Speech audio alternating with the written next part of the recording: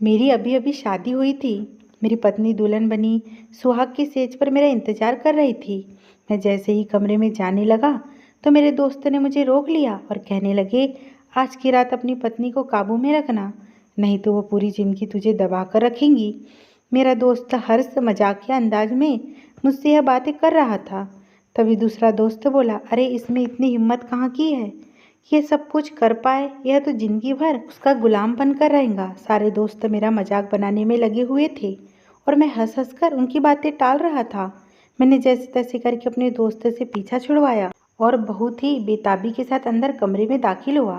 लेकिन कमरे के अंदर का मंजर देखकर मेरे सारे जज्बात ठंडे पड़ गए, क्योंकि मेरी पत्नी काव्या सर तक चादर ओढ़े सो रही थी। उसकी शादी का जोड़ा सोफे पर पड़ा हुआ था और जेवरात भी ड्रेसिंग टेबल पर पड़े हुए थे। मैंने घड़ी की तरफ देखा तो रात के 11 बज रहे थे। अब इतना टाइम भी नहीं हुआ था कि शादी में इतना टाइम तो हो ही जाता है। मुझे काव्या की इस हरकत पर बहुत दुख हुआ। सुहागरात को लेकर हर लड़के और लड़की के कितने अरमान होते हैं, और उसी रात काव्या ने मेरे अरमानों पर पानी फेर दिया था। अगर मुझे देर भी हो गई थी तब भी काव्या को मेरा इंतजार करना चाहिए था। 1 महीने से मैंने करवटें बदल बदल कर रातें काटी थी। इस रात का मुझे कितनी बेसब्री से इंतजार था। हर रात मैं सोचा करता कि काश इस रात काव्या मेरे पास होती तो ज़िंदगी कितनी खूबसूरत होती। हम दोनों एक दूसरे की बाहों में खोए हुए प्यार मोहब्बत की बातें करते। लेकिन शायद मेरे और काव्या के जज्बात अलग है। मैं जितना काव्या के लिए बेकरार था, काव्या मेरे लिए उतनी ही उदासी थी। मेरी ज़िंदगी में वह हसीन रात तो आ गई थी, लेकिन इसके साथ साथ मेरे सारे ख्वाब टूटकर चकनाचूर हो गए थे। लेकिन फिर मैंने अपने आप को रिलैक्स किया। मैं आज की रात को बर्बाद करना नहीं चाहता था। मैंने सोचा हो सकता है काव्या थक गई हो, इसलिए सो गई हो। यही सोचते हुए मैं धीरे धीरे बेड के पास आया और काव्या के मुंह से चादर हटाई। जैसे ही मैंने काव्या के मुंह से चादर हटाई, वो गुस्से से बोली, क्या तकलीफ है, सोने क्यों नहीं दे रहे? नहीं, दुल्हनों जैसे उनके चेहरे पर कोई हाव भाव नहीं थे। उसकी आंखों में गुस्सा था। उसने आंखें दोबारा बंद कर ली। सोते हुए बहुत ही खूबसूरत लग रही थी। उसका चेहरा खिले हुए गुलाब की तरह लग रहा था। कितनी मासूम थी दिखने में। मुझे उसकी मासूमियत पर प्यार आ गया। फिर मैं अपने दिल को समझाने लगा कि कोई बात नहीं, काव्या आज की रात सो गई है, अब तो काव्या सारी जिंदगी मेरे साथ रहेंगी, क्योंकि अब तो काव्या मेरी पत्नी है। हो सकता है काव्या बहुत थक गई होगी। लड़कियों को तो शादी में वैसे भी बहुत काम होते हैं, इसलिए थक कर सो गई होगी। मैं एक निगाह काव्या के चेहरे पर डाली। काली घनी पलकों ने उसकी खूबसूरती को चार चांद लगा दिए थे। मैंने जल्दी से काव्या के चेहरे से नज़र हटा ली, कहीं मैं खुद ही अपनी नज़र पत्नी को ना लगा दूँ। मैं वॉशरूम में गया, फ्रेश होकर आया और बेड पर चादर ओढ़कर लेट गया। लेकिन सोती हुई खूबसूरत सी काव्या को देखकर मेरे जज्बात फिर से बेकाबू होने लगे। मैंने सोती हुई काव्या को बाहों में भरने की कोशिश की, लेकिन हाथ लगाने से ही काव्या की आँख खुल गई और एकदम ऐसे बिदक कर दूर हटी जैसे मुझ में कांटे लगे हो। उसकी आंखों में खूब की परछाई साफ दिखाई दे रही थी और मुझे समझ में नहीं आ रहा था कि वह इतनी डरी क्यों है। पहले तो मुझे लगा कि शायद वह गहरी नींद से जागी है, इसलिए उसे कुछ समझ में नहीं आ रहा। लेकिन फिर धीरे धीरे मुझे एहसास हुआ कि वह मुझसे डरी हुई है। मैंने प्यार से उसे कहा कि मेरी जान क्यों परेशान हो रही हो, मैं तुम्हारे साथ कोई ज़बरदस्ती नहीं करूँगा, तुम सुकून से मेरे पास बैठ जाओ। मैंने तो तुम्हें मुंह दिखाई भी नहीं दी। मैंने साइड टेबल पर रखी अंगूठी को काव्या के हाथों में पहनाना चाहा तो उसने मेरा हाथ झटक दिया। काव्या का रवैया मेरे समझ से बाहर था। वो मुझसे कहने लगी, मुझे छूने की कोशिश भी मत करो, आप मुझे छूते हो तो मुझे घिन आती है और मुझे बहुत अजीब लगता है। मैं हैरत से काव्या की तरफ देखने लगा। मैं उसका पति था, कोई गैर मर्द नहीं। मेरा तो उस पर पूरा हक था। मैं चाहता तो उसके साथ ज़बरदस्ती भी कर सकता था, लेकिन यह मेरे संस्कारों के खिलाफ था। और अगर आज की रात में उसके साथ ज़बरदस्ती करता तो वो ना जाने मेरे बारे में क्या सोचती। मैं अपने दिल पर पत्थर रख लिया। मुझे अपनी पत्नी से यह उम्मीद नहीं थी। फिर मैंने खुद को समझाते हुए मैंने काव्या से कहा कि तुम आराम से सो जाओ, घबराने की ज़रूरत नहीं है, मैं तुम्हारे साथ कुछ भी ज़बरदस्ती नहीं करूँगा। शादीशुदा पत्नी को कुछ समय देना चाहता था। मैं जानता था ज़िंदगी की शुरुआत करने के लिए मैं अपना था। एक लड़की की जब भी शादी होती है तो उस लड़की के लिए अपना घर बार छोड़कर एक नई ज़िंदगी में कदम रखना बहुत मुश्किल होता होगा। मैंने सोचा शायद काव्या इस सब के लिए तैयार नहीं है, इसलिए वह मेरे साथ इस तरह पेश आ रही है। थोड़ी देर में वह दोबारा चादर ओढ़कर सो गई थी और मैं भी करवट बदल कर लेट गया था। मैं एक पढ़ा लिखा इंसान था। मैं ये जानता था कि पति पत्नी के रिश्ते को सोबत, मोहब्बत, सब्र और कुर्बानी से ही परवान चढ़ाया जा सकता है। मगर मुझे एहसास नहीं था कि यह रिश्ता मुझसे इतनी बड़ी कुर्बानी मांगेगा। अगली सुबह जब वह सोकर उठी तो वो रात वाली नाराज सी काव्या कहीं गायब हो चुकी थी। उसका मूड बहुत अच्छा था। वो अच्छी तरीके से तैयार हुई। इससे पहले कि बोलता करता वह कमरे से बाहर निकल गई। बाहर मैं उससे कुछ कहता, प्यार के दो बोल बोलकर दिखता। मुझे बहुत खुशी हुई। मुझे यकीन हो गया था कि वह जल्दी ही हमारे घर में मेरे मम्मी पापा के उसने बड़े प्यार से पैर छुआ और उनके पास बैठ गई। उसका यह रूप जगह बना लेगा। मेरे छोटे भाई बहन से भी वह बिल्कुल दोस्तों की तरह बात कर रही थी। मैं वहीं पर बैठा उसे देख रहा था। उसकी खूबसूरती मुझे घायल कर रही थी और मेरा दिल चाह रहा था कि मैं उसे पकड़कर दोबारा कमरे में चला जाऊं। मैं तो उसे ठीक से दुल्हन बने देख भी नहीं पाया था। धीरे धीरे दिन गुजर गया और अगले दिन हमारे रिसेप्शन की पार्टी थी। रिसेप्शन के वक्त स्टेज पर ही मैंने काव्या के कान में कह दिया कि आज रात वह मेरे आने से पहले अपने कपड़े चेंज ना करे। मैं दिल भर के तुम्हें देखना चाहता हूँ। काव्या ने मेरी बातों का कोई जवाब नहीं दिया था। वो अपने कज़न से बात करने में इस कदर व्यस्त थी कि उसे मेरी मौजूदगी का एहसास भी नहीं हो रहा था। उन दोनों की आपस में ना जाने क्या बातें चल रही थी। मुझे कुछ समझ में नहीं आ रहा था। रात जब मैं कमरे में दाखिल हुआ तो मेरे कहने के बावजूद भी अपने कपड़े बदलकर बिस्तर पर लेट गई थी। मुझे उस पर गुस्सा आ गया। मैं उसका पति था, लेकिन उसके दिल में मेरी बात की कोई अहमियत ही नहीं थी और ना ही उसे मेरे जज्बात का एहसास था। मेरा सब्र अब जवाब दे रहा था। मैं गुस्से में आगे बढ़ा और आगे बढ़कर उसके ऊपर से चादर हटाई और कंधे से पकड़कर उसे हिलाया तो वह आंखें खोलकर मेरी तरफ हैरत नज़रों से देखने लगी। मैं अपने गुस्से को कंट्रोल करते हुए खुद को नॉर्मल रखने की कोशिश की। मैंने नरम लहजे में उससे कहा, काव्या, मैं तुमसे कहा भी था कि तुम मेरा इंतज़ार करना। तो कहने लगी, रोहित, मुझे बहुत तेज़ नींद आ रही है और मैं जाग नहीं सकती। मुझे जल्दी सोने की आदत है। मैंने कहा, पर अब तुम जाग गई हो तो उठकर बैठ जाओ और कुछ देर तुम मेरे साथ गुजारो। सुबह देर तक सोती रहना, कोई तुम्हें नहीं उठाएगा। उसके हसीन चेहरे पर नज़र पड़ते ही मेरा सारा गुस्सा ठंडा हो गया। वह आंखें मलती हुए उठकर ऐसे बैठी जैसे उसने मुझ पर कोई एहसान किया हो। मेरे लिए अब यह सब बर्दाश्त करना मुश्किल हो गया था। मैंने प्यार से उसके गालों पर अपनी मोहब्बत की मोहर लगा दी। उसके लिए यह सब एकदम अजीब था। वो घबराकर बिस्तर से खड़ी हो गई और गुस्से में मेरी तरफ देखते हुए कहने लगी, मैंने कल ही आपसे कह दिया था कि मेरे लिए ये सब कुछ बहुत अजीब है। बेहतर यही होगा कि आप मुझसे दूर रहें। मुझे समझ ही नहीं आ रहा था कि मेरी नज़दीकियों से उसे क्या परेशानी थी। मैंने आगे बढ़कर ज़बरदस्ती उसका हाथ पकड़ा और उसे खींचकर अपने बराबर में बैठाया। ऐसा करने से वो फूट फूट कर रोने लगी। मैं घबरा गया था क्योंकि उसकी आवाज़ आहिस्ता आहिस्ता इतनी तेज़ हो रही थी कि कमरे से बाहर भी जा सकती थी। मैं उसे चुप कराने की कोशिश करने लगा, लेकिन वो बार बार बस एक ही बात दोहरा रही थी, मेरे करीब ना आया करे, मुझे बड़ा अजीब लगता है। किसी का भी छूना मुझे अच्छा नहीं लगता। काव्या की इस तरह की बातों ने मुझे चौंका दिया था। मेरी पत्नी शायद किसी मानसिक बीमारी का शिकार हो गई थी और यह बात मुझे आज पता चली थी। वो कहने लगी कि हो जाएगा, लेकिन फ़िलहाल मेरे करीब मत आओ। लेकिन मेरे अंदर तो एक आग जल रही थी और बर्दाश्त अब खत्म होने को था। मैं 28 साल का एक जवान मर्द था जिसकी अपनी कुछ ज़रूरतें भी थी। मैंने अपनी पत्नी पर जी भर की मोहब्बत लुटाना चाहता था, लेकिन वह तो मेरे हाथ लगाते ही इस कदर अजीब हरकतें करती, इसके आगे मैं कुछ सोच भी नहीं सकता था। घर में अगर मेरे माँ बाप मौजूद नहीं होते तो शायद मैं उसके रोने पर नहीं जाता और ज़बरदस्ती अपनी ख्वाहिश पूरी कर लेता, लेकिन मेरे लिए फ़िलहाल यह मुमकिन नहीं था। कुछ मेरे संस्कारों ने भी मुझे रोक रखा था। घर में मेरी जवान बहन और भाई भी मौजूद थे। मेरी कोई भी गलत हरकत मुझे मेरे ही घर वालों की नज़रों में गिरा सकती थी, इसलिए मैंने अपने दिल पर पत्थर रख लिया।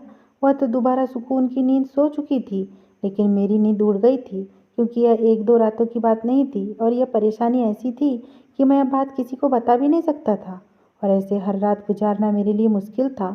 मैंने अब सोच लिया था कि मैं उसे किसी डॉक्टर को दिखाऊंगा, लेकिन अगले दिन सुबह वो पहले की तरह ही फ्रेश उठी और नहा धोकर सजने संवरने लगी। मैं बिस्तर पर बैठा उसे ही देख रहा था। उसे भी अपने वजूद पर मेरी नज़रों की तपिश का एहसास हो गया था।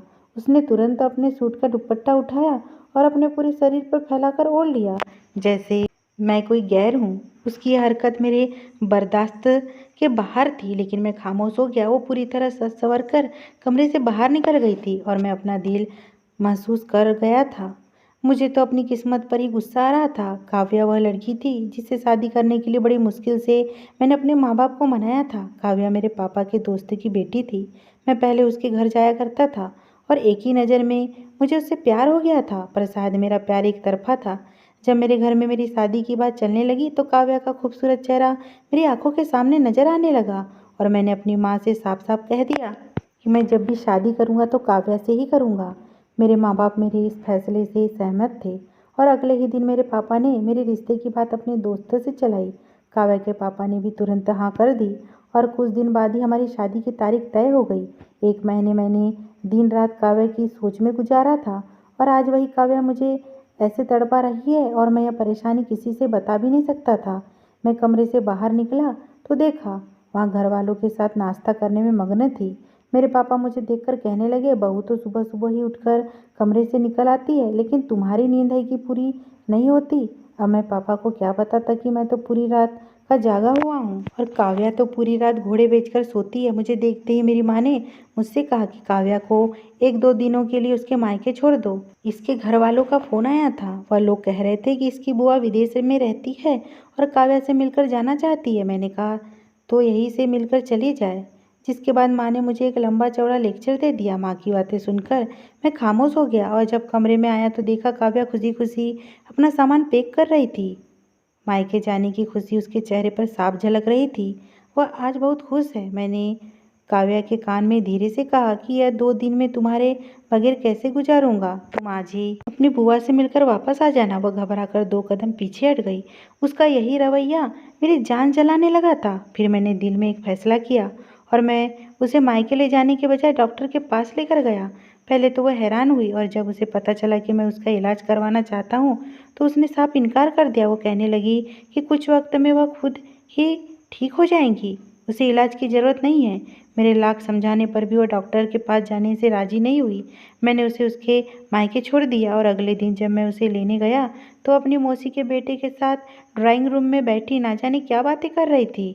मुझे देखते ही उसकी जुबान पर ताला लग गया। वह दोनों इस कदर करीब होकर बैठे थे कि मैं उन्हें देखते ही हैरान रह गया कि मेरी पत्नी को मेरे वजूद से तो घिन आती है, लेकिन इस लड़के के साथ बैठकर इसे कोई घिन महसूस नहीं होती। मैं काव्या को लेकर घर वापस आ गया था और दिन बहुत तेजी से गुजर रहे थे। काव्या ने अपना इलाज करवाने को तैयार नहीं थी और ना ही मेरा हक देने को। मैं बहुत ज़्यादा परेशान हो चुका था और मेरे दोस्त मेरा चेहरा पढ़ चुके थे। वह अक्सर ही मुझसे पूछते कि आखिर तुम इतने चुप चुप क्यों रहते हो, तुम्हारी परेशानी क्या है।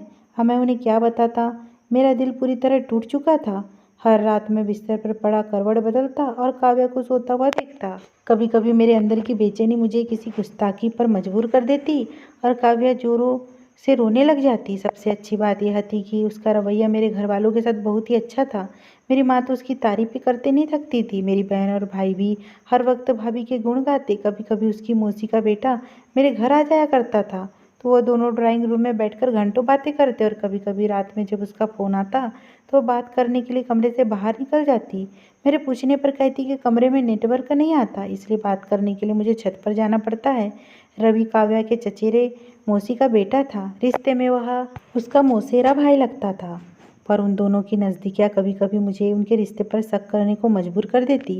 लेकिन ऐसी कोई ठोस वजह नहीं थी कि मैं अपनी पत्नी पर कोई गलत इल्ज़ाम लगाता। वक्त तेज़ी से गुजर रहा था और हमारी शादी को 1 साल भी होने वाला था, लेकिन अभी तक हम दोनों के दरमियान कोई रिश्ता नहीं था। दुनिया की नज़रों में हम पति पत्नी तो ज़रूर थे, पर हम दोनों के बीच की दूरियों से सिर्फ हम दोनों ही वाकिफ थे। अगर काव्या मेरी मोहब्बत ना होती तो शायद मैं अभी तक अपने माँ बाप को सारी हकीकत बता देता, लेकिन मैं उससे पसंद की शादी की थी और मैं इस रिश्ते को हर कीमत पर निभाना चाहता था। अगले 1-2 दिनों में मेरी शादी का सालगिरह आने वाली थी। शादी के सालगिरह वाले दिन मैंने अपने दोस्त के फार्म हाउस को पूरी तरह सजा दिया था और सोच लिया था कि आज की रात तो हर हाल में काव्या को पाकर ही रहूँगा, क्योंकि मैं जानता था कि अपने घर में तो मेरी यह ख्वाहिश पूरी नहीं हो सकेंगी।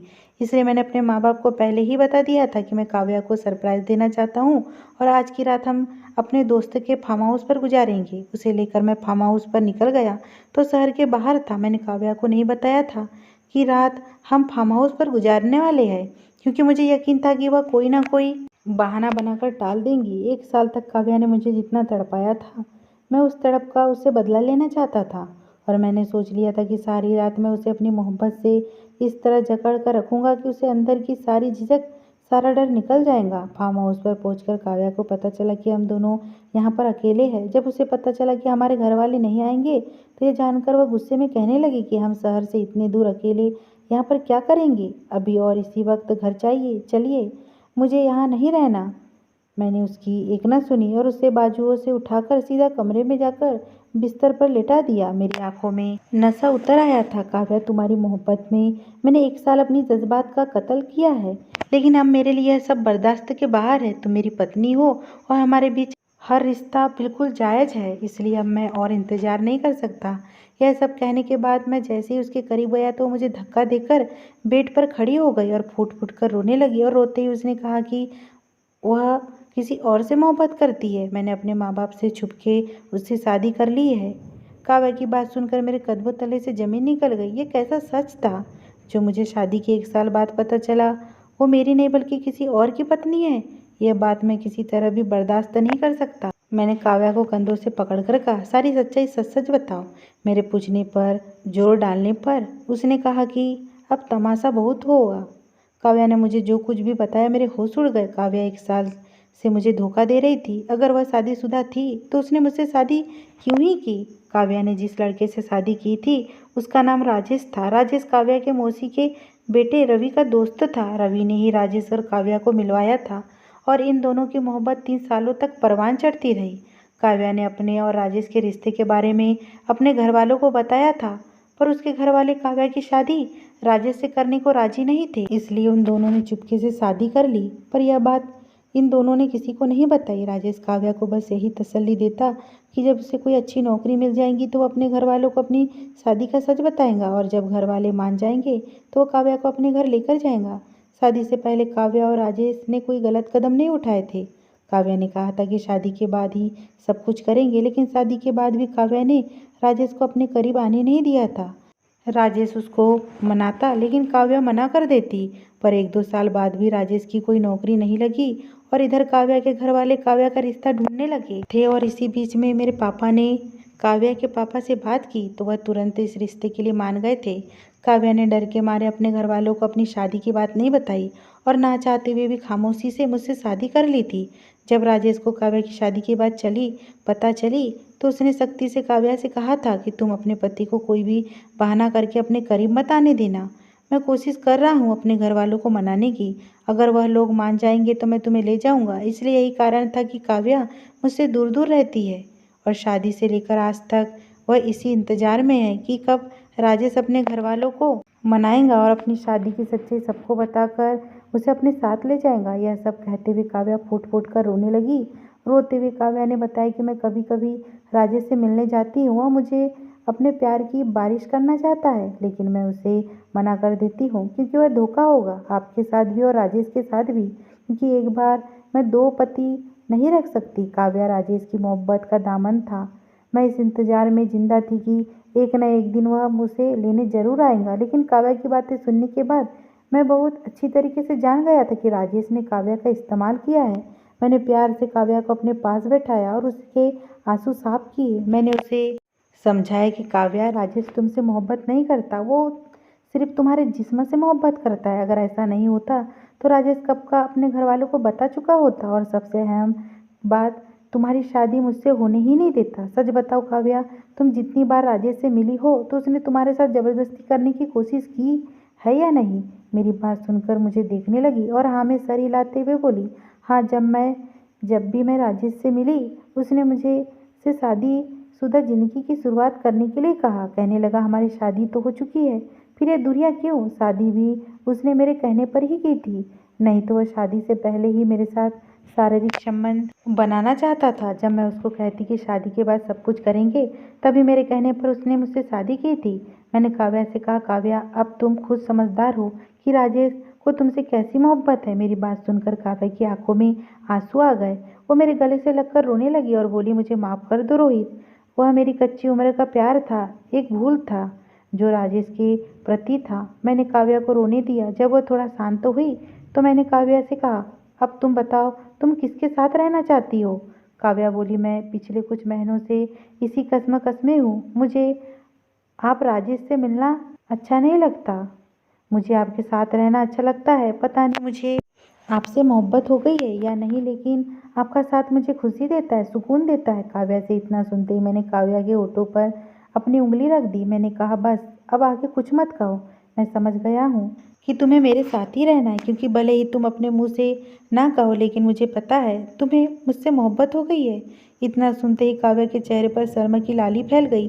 काव्या मेरे सीने से लग गई। मैंने कसकर काव्या को अपनी बाहों में जकड़ लिया और इस बार काव्या ने मुझे नहीं रोका। उसने खुद को मेरी बाहों में छोड़ दिया। शादी के 1 साल बाद हमारी सुहागरात हुई थी। सुबह मैंने काव्या को जगाया। मैंने कहा, काव्या उठो, घर चलना है। तो उसने मुझे फिर से अपनी बाहों में जकड़ लिया। बोली, कुछ देर और रुक जाओ रोहित। जी चाहता यह समय यहीं पर रुक जाए और मैं तुम्हारी बाहों में ऐसे ही सोती रहूं। मुझे उसकी मासूमियत पर और भी प्यार आ गया। मैंने उसे कहा, नहीं काव्या, घर चलो, बहुत ही ज़रूरी काम करना है और अब तो तुम्हें पूरी ज़िंदगी मेरे साथ ही रहना है। हर रात हमारी ऐसी ही हसीन रात होगी। घर आने के बाद सबसे पहले मैंने एक काम किया। मैंने राजेश को फ़ोन लगाया और उसे धमकी दी, अगर तुमने काव्या को तलाक नहीं दिया तो मैं तुम्हारे खिलाफ़ पुलिस में रिपोर्ट करूँगा। तुमने एक भोली भाली लड़की को बहला फुसला कर उससे उसकी मर्जी के खिलाफ शादी की है। पहले तो मेरे झांसे में नहीं आया, लेकिन जब काव्या ने मेरी हाँ में हाँ मिलाई तो राजेश डर गया। अगले कुछ दिनों में मैंने तलाक के पेपर से बनवाकर राजेश और काव्या का तलाक करवा दिया। काव्या ने गलत इंसान पर भरोसा करके बहुत से रिश्ते को खतरे में डाल दिया था। अगर मुझे उससे सच्ची मोहब्बत ना होती तो शायद मैं उसे बहुत पहले ही छोड़ दिया होता, लेकिन वह मेरी मोहब्बत थी, इसलिए मैंने उसके सारे गुनाहों को नज़रअंदाज करते हुए उसे अपना लिया। अगर ये स्टोरी आपको पसंद आई हो दोस्तों और चैनल पे नए हो तो प्लीज़ मेरे चैनल को सब्सक्राइब करना बिल्कुल ना भूलें। धन्यवाद।